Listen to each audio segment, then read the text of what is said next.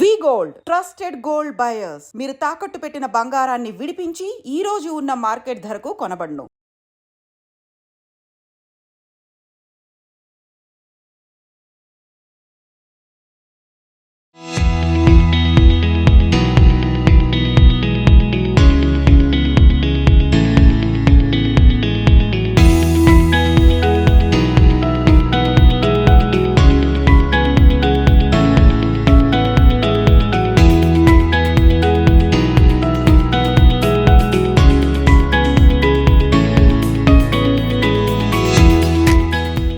ITCSA అనేది Indian Telugu civil servants association. దీని యొక్క ముఖ్య ఉద్దేశం ఏంటంటే, మనం ఎక్కడ చదువుకున్నా కూడా మనం ఏదైనా ఒక బలమైన నిర్ణయం, కోరిక ఒకటి ఉంది, ఆ గోల్ వైపు మనం ఏదైనా పరిగెత్తాలి అనుకున్నట్లయితే ఖచ్చితంగా మీరు వచ్చేసి సాధించవచ్చు. ఈ మధ్య ఏదో ఒక సినిమాలో చెప్తారు, మనము పవర్ఫుల్ ప్లేస్లో పుట్టాల్సినటువంటి అవసరం లేదు, మనం పుట్టిన చోటనే పవర్ఫుల్ గా చేయొచ్చు అనే దానికి నిదర్శనం ఇదే వేదిక అని నేను చెప్పగలను, గర్వంగా చెప్పగలను. అప్పట్లో IAS IPS అయినటువంటి వాళ్ళు అంటే లింగం మాలకొండయ్య గారు, తర్వాత ఎక్కడో తీవ్రవాదులకి బలైనటువంటి LV రెడ్డి గారు, అలాగే పక్క కందుకూరు కాన్స్టిట్యూన్సీ నుంచి చూసుకున్నట్టయితే మాలకొండయ్య గారు DG అయినారు, అట్లానే విద్యాసాగర్ గారు, ఆయన కూడా IAS ఆఫీసర్ అయినారు ఇక్కడి నుంచి. వాళ్ళందరి స్ఫూర్తితో తర్వాత RV రెడ్డి గారు ఇక్కడి నుంచి వాళ్ళు మైగ్రేట్ అయ్యి కొత్తగూడెం వెళ్ళారు. అప్పుడు నాన్న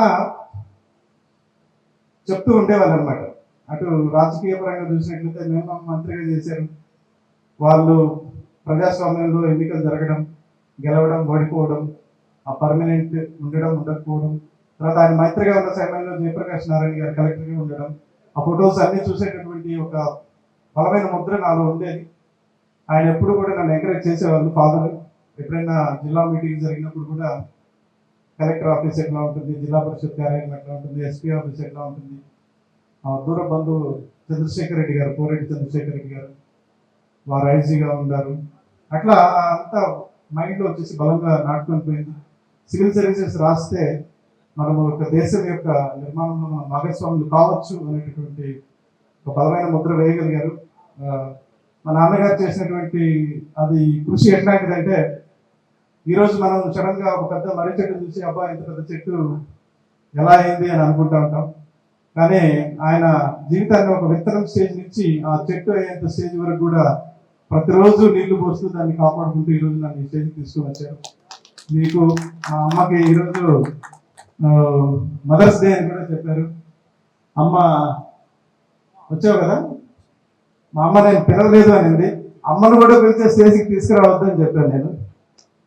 కరెక్టే కదా, బిడ్డ వస్తున్నాడంటే అమ్మ వాళ్ళ ఇంటి నుంచి అయినా రావాల్సిందే, ఇక్కడికి ఊర్లోకి పోలని చెప్పారు. ఎందుకంటే దారులన్నీ ఇరుగ్గా ఉన్నాయి, మీ అందరూ కూడా కార్లు ఉన్నాయి, నేను పోయి మిమ్మల్ని అందరిని పిలిచి నగరంలో మళ్ళీ పోలీసులకి ఇబ్బంది, మీరంతా చూసే ఉంటారు. నాకు మనం పోవడం వల్ల ఈ నలుగురికి ఇబ్బంది కలగకూడదు అనుకునేటువంటి వాడిని.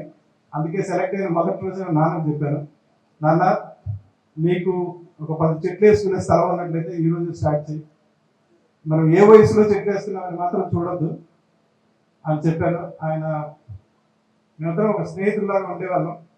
సో అందువల్ల ఇన్ని చెట్ల మధ్యలో మీరు ఆరుబయట ఎండాకాలం మా మామను చూస్తున్నాము, చందమామను చూస్తున్నాము. సో థ్యాంక్ యూ, మీరు చాలా శ్రమపడ్డారు, ఎన్నో వేల చెట్లు నాటారు, కృషి వల్ల మిత్రులు మీరు, వృక్షో రక్షతి రక్షిత అని మనం చదవడమే కాదు చేశారు. చాలా మంది కోటీశ్వరులు, 100 కోటీశ్వరులు ఉన్నారు, వాళ్ళు కూడా 4 చెట్లు నాటినట్టే.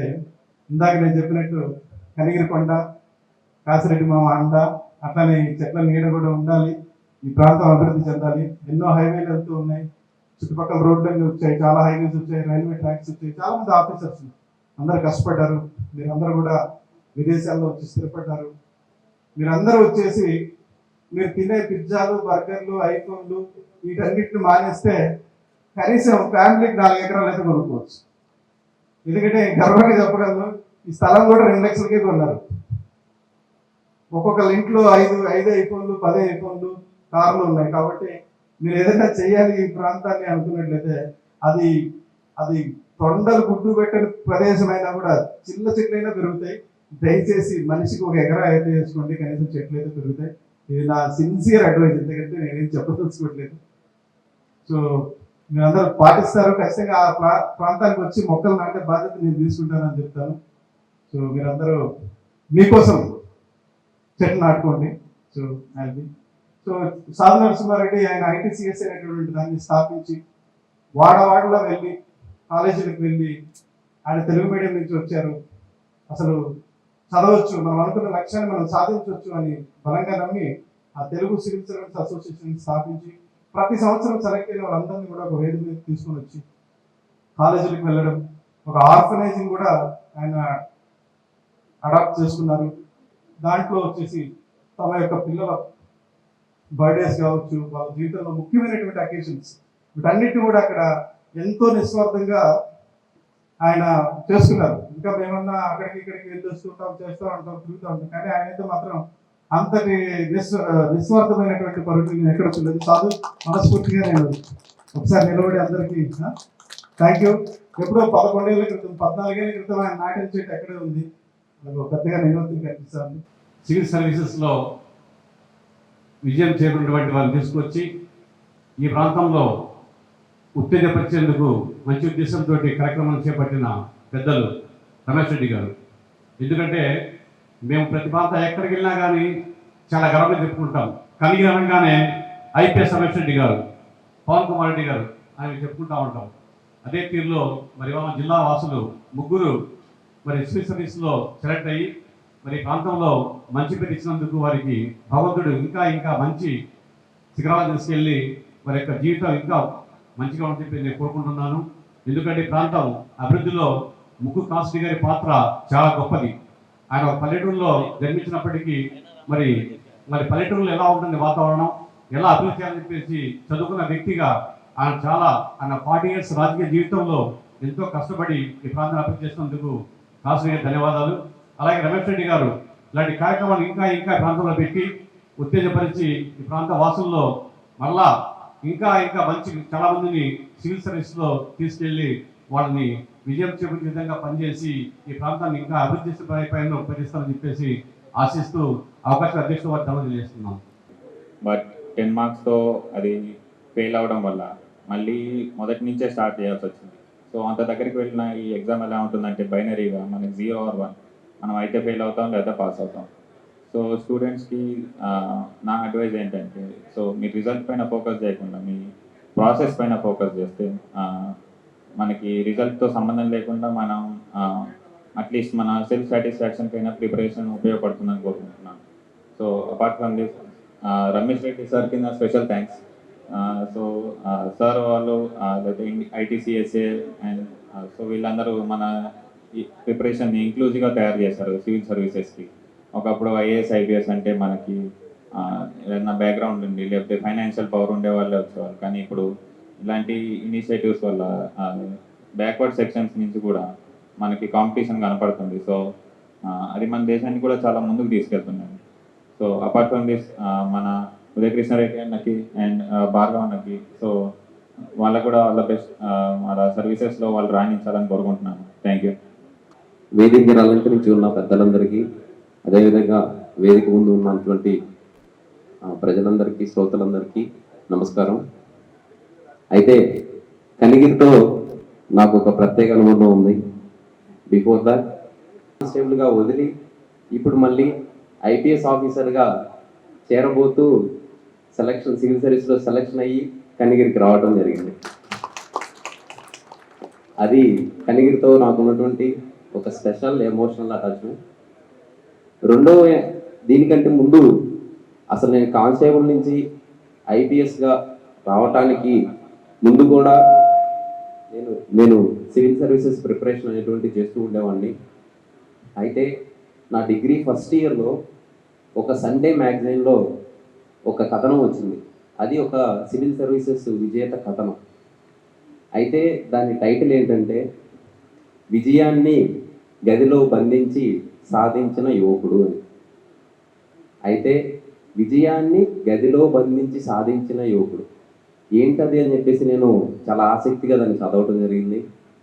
దాంట్లో ఒక యువకుడు తన చివరి సివిల్ సర్వీసెస్ అటెంప్ట్లో దానికి ముందు ఎన్నో అవమానాలు మరియు నువ్వేం సాధిస్తావు, ఇంక నీకు లాస్ట్ అటెంప్టే కదా, ఇంక నువ్వేం సాధిస్తావు అని చెప్పి డిస్కరేజ్ చేసేటువంటి ఒక అన్హెల్దీ ఎన్వైర్న్మెంట్లో ఉండి ఎవరూ తనని గుర్తుపట్టకూడదని చెప్పేసి ఒక గుండు చేపించేసుకొని ఒక గదిలో తను బంధించుకొని సివిల్ సర్వీసెస్కి కసిగా చదివి ఆల్ ఇండియా స్థాయిలో డబుల్ డిజిట్లో ర్యాంక్ తీసుకొచ్చి ఐపీఎస్గా సెలెక్ట్ అయ్యారు అనేది ఆ కథనం. అయితే నేను ఇలాగే స్ఫూర్తిని ఎక్కడున్నా తీసుకునేటువంటి వ్యక్తిని కాబట్టి దాన్ని నేను కత్తిరించి నా హాస్టల్లో గదికి అతికి పెట్టుకొని నేను ప్రిపరేషన్లో చేసేటప్పుడు డిగ్రీ చదివేటప్పుడు దాన్ని చూస్తూ స్ఫూర్తి పొందేవాడిని. అయితే అదే యువకుడిని నేను సివిల్ సర్వీసెస్లో ర్యాంక్ సాధించిన తర్వాత యాదృచ్ఛికంగా కలవటం అనేటువంటిది జరిగింది హైదరాబాద్లో. అంటే ఒకప్పుడు నా స్ఫూర్తి అనేటువంటి వ్యక్తిని నేను ఆ స్ఫూర్తితో ర్యాంకు సాధించిన తర్వాత కలవటం అనేటువంటిది జరిగింది. అది ఎవరో కాదు, గౌరవనీయులు శ్రీ ఆవుల రమేష్ రెడ్డి సార్ గారు. So sir, thank you very much sir, inspiration నన్ను సివిల్ సర్వీసెస్ వైపు నడిపించినందుకు. దాని తర్వాత వస్తేనట్టయితే రెండవ అంకం, ఎవరికైనా స్ఫూర్తి ఉన్నంత మాత్రాన లక్ష్యం అనేటువంటిది సిద్ధించదు. దానికి ఒక ప్రణాళిక అనేటువంటిది ఉండాలి. ఆ ప్రణాళికని అమలు చేసేటువంటి కఠోరమైనటువంటి క్రమశిక్షణ అనేటువంటిది ఉండాలి. ఆ ప్రణాళిక నా దగ్గర ఉంది. దాన్ని అమలు చేసేటువంటి కఠోరమైనటువంటి క్రమశిక్షణని నేను చేయగలుగుతాను. కానీ నన్ను వెన్నుతట్టి ప్రోత్సహించేటువంటి తల్లిదండ్రులు నేను చిన్నతనంలోనే కోల్పోయాను. ఆ సమయంలో మా మావయ్య గారు కోటిరెడ్డి గారు నాకు వెన్నంటే నుంచొని, నువ్వు వెళ్ళు, మీకు ఎంత దూరమైనా నేను సపోర్ట్ చేస్తానని చెప్పేసి వెన్నంటే నుంచొని నాకు ఒక మొక్కవోని ధైర్యాన్ని ఇచ్చారు. దాని తర్వాత వచ్చినట్లయితే నేను ప్రిపరేషన్ చేస్తున్న టైంలో నాకు స్నేహితులు అనేటువంటి వాళ్ళు కూడా ఎంతో తోడ్పాటు ఇవ్వడం జరిగింది. ఆ విధంగా నేను సివిల్ సర్వీసెస్ని సాధించడానికి ముందుకు వెళ్తూ ఉన్నాను. కానీ ఫస్ట్ అటెంప్ట్ ఫెయిల్ అయ్యాను ఇంటర్వ్యూకి వెళ్ళి, సెకండ్ అటెంప్ట్ ఫెయిల్ అయ్యాను, థర్డ్ అటెంప్ట్ ఫెయిల్ అయ్యాను, ఫోర్త్ అటెంప్ట్లో ఆల్ ఇండియా 780th ర్యాంక్ వచ్చింది. 780th ర్యాంక్ వచ్చింది. కానీ నేనైతే లక్ష్యం పెట్టుకున్నటువంటి ఐఏఎస్ ఐపీఎస్ క్యాడర్లో నాకు పోస్ట్ అనేటువంటిది రాదు. దానికి ఆ సమయంలో మీడియా కథనాలన్నీ చాలా అటెన్షన్ అనేటువంటిది గ్రాప్ చేస్తూ ఉన్నాయి. ప్రతిరోజు నా మొబైల్ మోగుతూనే ఉండేది, ఫలానా ఛానల్ నుంచి, ఫలానా పేపర్ నుంచి, ఫలానా న్యూస్ పేపర్ నుంచి. కానీ నాకు యాదృచ్ఛికంగా ఒక మెసేజ్ వచ్చింది. ఆ మెసేజ్ నన్ను విష్ చేస్తూ అండ్ నన్ను వార్న్ చేస్తూ వచ్చింది. అది చంద్రశేఖర్ సారు, నువ్వు లక్ష్యం సాధించావు కానీ ఇంకా నీ పూర్తిగా సంపూర్ణ లక్ష్యం అనేటువంటి సిద్ధించలేదు.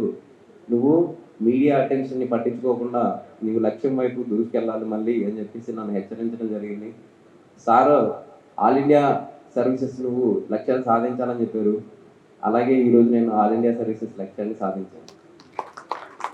అయితే మళ్ళా ఫోన్ వచ్చింది నాకు ఈ ఇయర్. మళ్ళా ఫోన్ వచ్చి ఆల్ ఇండియా ర్యాంకు ఐపీఎస్కి అయితే సెలెక్ట్ అయ్యావు, నెక్స్ట్ లక్ష్యం ఐఏఎస్ సాధించాలని చెప్పి కూడా సార్ నాకు చెప్పడం జరిగింది. ఇది ఎలా సాధ్యమైంది అని అంటే ITCSA, Indian Telugu civil servants association. అయితే దీని గురించి నేను అప్పుడు ఒక వెబ్సైట్లో చదవటం జరిగింది. తెలుగు విజేతల కథనాలన్నీ దాంట్లో పెట్టేవాళ్ళు అప్పట్లో.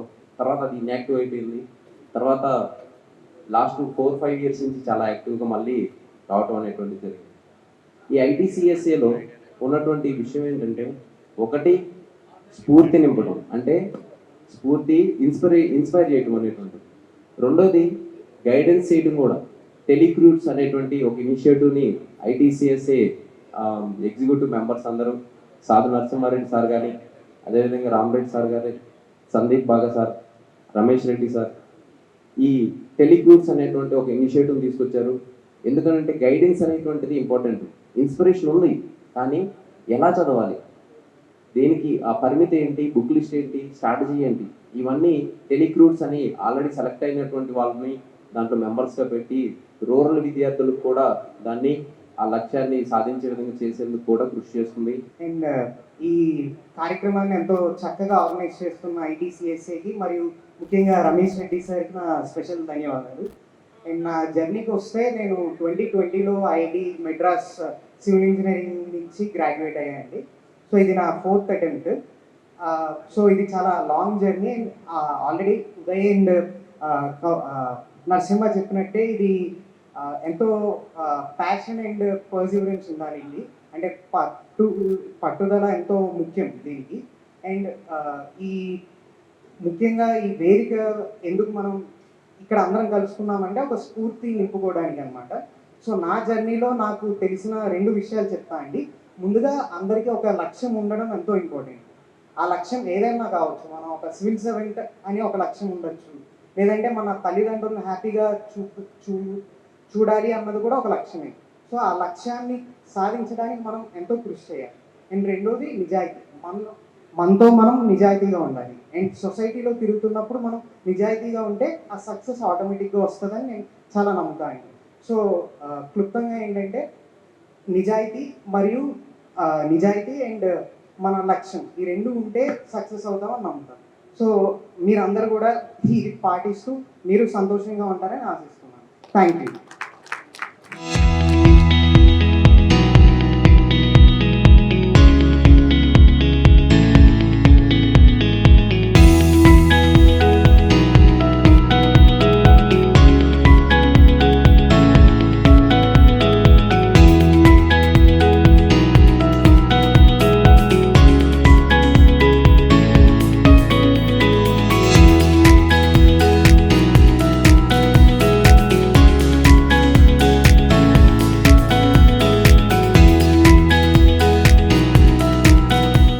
Welcome to I dream. ప్రతి సంవత్సరం లాగానే తెలుగులో స్టేట్స్ ర్యాంక్ సాధించిన యువకులకు సన్మానం చేసే కార్యక్రమం చేపట్టారు త్రిపుర ఐపీఎస్ రమేష్ రెడ్డి గారు.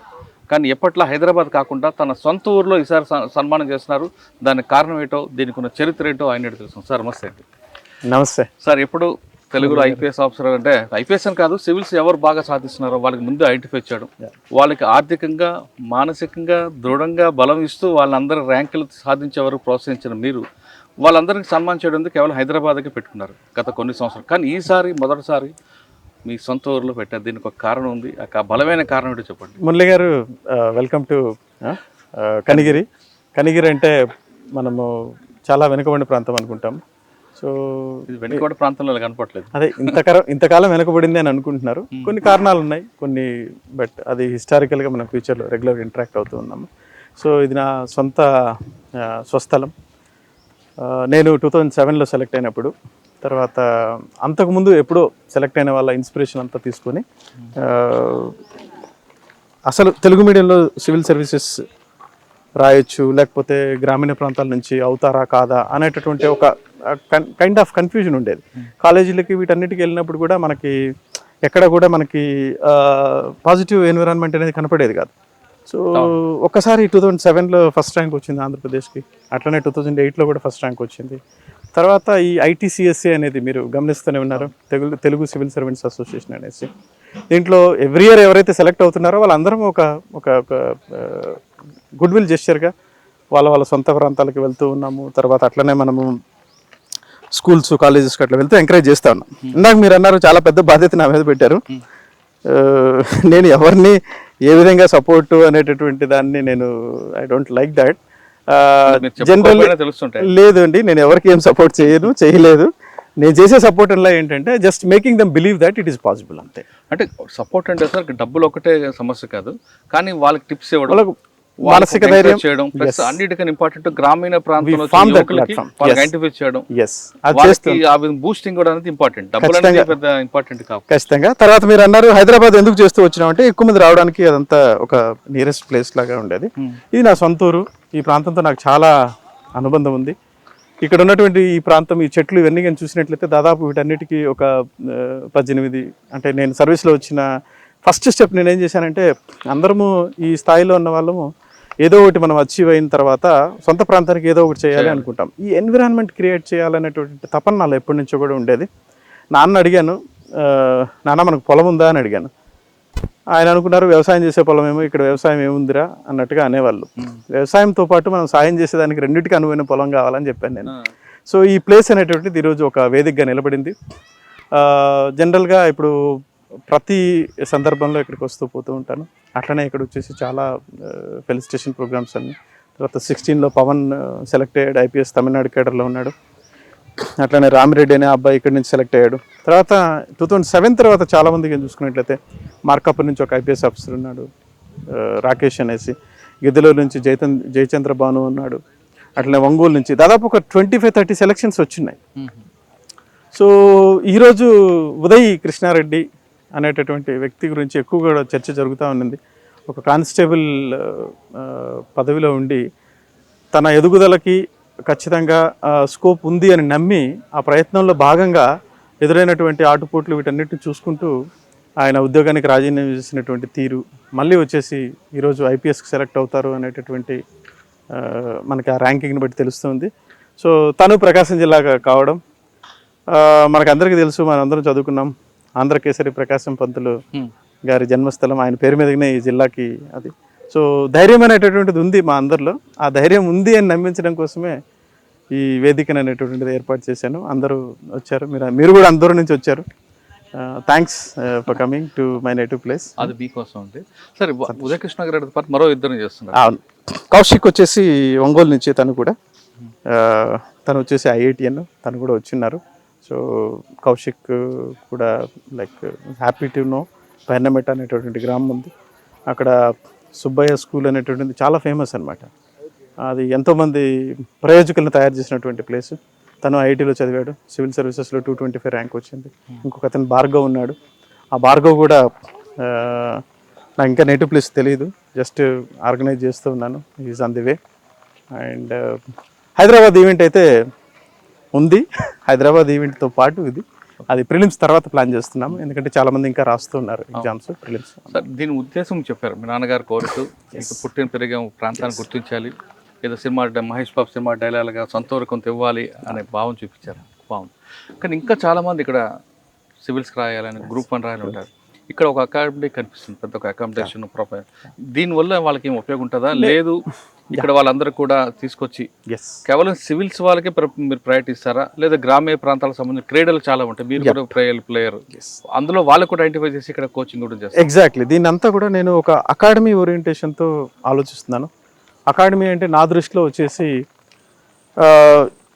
అతను అది సాయం నుంచి వ్యవసాయం వరకు ప్రతి భాగం కావాలి. సివిల్ సర్వీసెస్ అనేటటువంటిది మేము విజిబుల్గా ఉన్నాం కాబట్టి అదొకటే అంటారు, కానీ మీరు ఎప్పుడో చూసింటారు నేను రైతు పక్షపాతిని, అట్లనే క్రీడలను ఎంకరేజ్ చేస్తూ ఉంటాను, అట్లనే ఇన్ని చెట్లు నాటాను, దాదాపు మీరు అన్ని చూసినట్లయితే. సో ఏదైనా కూడా ఇది ఒక వేదికలాగా ఉండాలి, 10 మంది తాము ఒక సెంటర్ ఆఫ్ ఎక్సలెన్స్ లాగా చేయాలనేటువంటి తపన నాకుంది.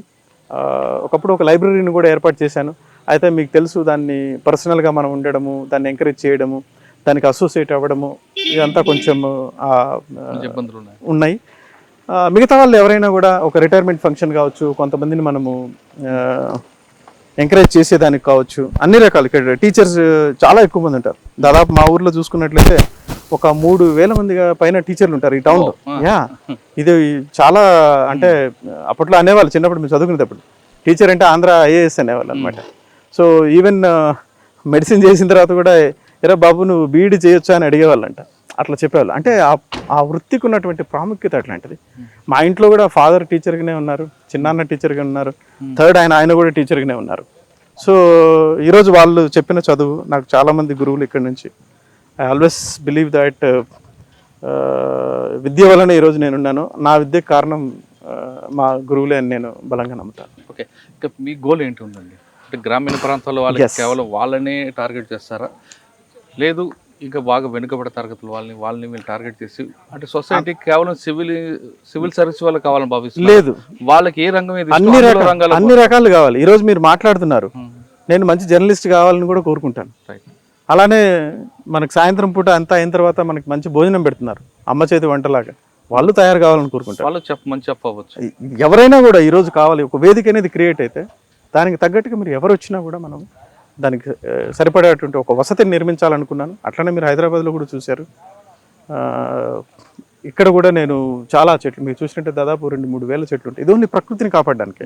నేను ఇది వ్యవసాయంలో ఫలసాయము కావాలి దాన్ని అమ్మాలి అటువంటిది కాదు. ఈ ప్రకృతి ఈ చెట్టు ఎండాకాలం పూట అదొక నీడని మనకి ఇవ్వాలి, ప్రకృతిలో మనం భాగం కావాలనే దాని మీదనే నేను నా ప్రయత్నం అంతే. అంటే ఈ గ్రామం నుంచి మీ పుట్టి పెరిగిన గ్రామం నుంచి కేవలం సివిల్ సేవలకే కదా, అన్ని రంగాల అన్ని రంగాల ఎవరికి వరకు ఇష్టం ఎవరైనా లేదో అందరూ పంపిస్తారు. ఎస్, అంటే వాళ్ళకి కావాల్సిన శిక్షణ కానీ దీన్ని ఒక స్కిల్ సెంటర్ అనుకోవచ్చు, మీరు ఒక వేదిక అనుకోవచ్చు. మనకి ఒక మంచి అకామిడేషన్ అండ్ ఫెసిలిటీస్ ఉన్నాయి, హాల్స్ ఉన్నాయి, ఓపెన్ ఎయిర్ ప్లేసెస్ ఉన్నాయి. ముందు నేను వచ్చేసి అగ్రికల్చర్ పాలిటెక్నిక్ కాలేజ్ స్టార్ట్ చేయించాను. దాంట్లో అడ్మిషన్స్ అవన్నీ లేకపోవడం వల్ల కొన్ని ఇష్యూస్ ఉన్నాయి. నా ఉద్దేశం ఏంటంటే ప్రతి ఫ్యామిలీకి కూడా ఇక్కడ పొలాలు ఉన్నాయండి. ఇప్పుడు అని మనం నమ్మాలి, ఈ ప్లేస్ని మనకు ఈ విధంగా ఉపయోగపడుతుంది అని మనకి నమ్మినట్లయితే ఈ ప్లేస్ ఇలా తయారవుతుంది. మనం దాన్ని ఏమి ఉండదు అనుకోని బీడుగా వదిలేస్తూ ఉన్నాము. మళ్ళీ వచ్చేసరికి చెట్టు నీడ ఉండదు, పక్షి రాదు, మనము పోలేము, నిరాశ అనేటువంటిది వస్తూ ఉంటుంది. ముందు ఒక చెట్టు నాటుకోండి, ఆ చెట్టే మిమ్మల్ని పొలం వైపు లాగే విధంగా చేస్తుంది. సో కాబట్టి ఎవరికి ఉన్నటువంటి ప్లేస్ని అయినా వాళ్ళు ఈ విధంగా చేసుకున్నట్లయితే మీరు ఫస్ట్ ఫామ్ తయారవుతుంది, తర్వాత హౌస్ తయారైపోతుంది. ఫార్మర్ హౌస్ ఫామ్ హౌస్ అవుతుంది, ఫార్మర్ హౌస్ అవుతుంది. Yes, I believe in that. ఊరు మనకి ఎంతో ఇస్తుంది, ఆ ఊరికి మనం కూడా తిరిగి ఇవ్వాల్సిన బాధ్యత ప్రతి ఒక్క పౌరుడు ఉందంటున్నారు రమేష్ రెడ్డి గారు. లేదా ఒక సినిమాలో డైలాగ్ లాగా బరువు అయిపోద్దని అట్లుగా ఖచ్చితంగా రమేష్ రెడ్డి గారు తీసుకున్న సంకల్పం దృఢంగా ఉంది. కాబట్టి ఈరోజు 2017 నుంచి 2025 వరకు ప్రతి సంవత్సరం ఎక్కడ ఆగకుండా సివిల్స్లో పాస్ ఉన్న అందరూ కూడా సన్మానం చేస్తున్నారు. కాకుండా గ్రామీణ ప్రాంతంలో ఎవరున్నారో యువకులు, వాళ్ళు తెలుగు మీడియం చదివినా ఇంగ్లీష్ మీడియం చదివినా వాళ్ళు సాధించాలనుకుని ఏ రంగంలో అయితే కేవలం గ్రూప్ 1 సివిల్సే కాదు, వాళ్ళకి ఇష్టమైన రంగంలో క్రీడలు ఏమైనా ఎక్కడైనా సరే ఇక్కడ రండి, మీకు ఖచ్చితంగా మీకు ప్రోత్సాహం అందిస్తామంటూ రమేష్ రెడ్డి గారు భరోసా ఇస్తున్నారు. ఈయన సంకల్ప బలం గట్టిగా ఉంది కాబట్టి ఖచ్చితంగా కనిగిరి రాబోయే కాలంలో గతంలో టీచర్స్కి అడ్డాగా ఉండేది ఇప్పుడు సివిల్ సర్వెంట్స్కి ఒక కేర్ ఆఫ్ అడ్రస్గా మారుతుందని దాంట్లో ఎలాంటి ఆశ్చర్యం లేదని అర్థమవుతుంది. రమేష్ రెడ్డి గారితో ఈ కార్యక్రమం ఖచ్చితంగా అవ్వాలండి. మరోసారి కనిగిరి పేరు టీచర్స్కి అడ్డా కాదు. Thank you. I dreams, this police diaries is something very, very valuable towards that. I must really appreciate Murali, your insights. I dreams founder and CEO చిన్న వాసుదేవ్ రెడ్డి గారితో మురళీధర్ క్రైమ్ స్టోరీస్ చాలా ఫేమస్ అయిపోయినావు.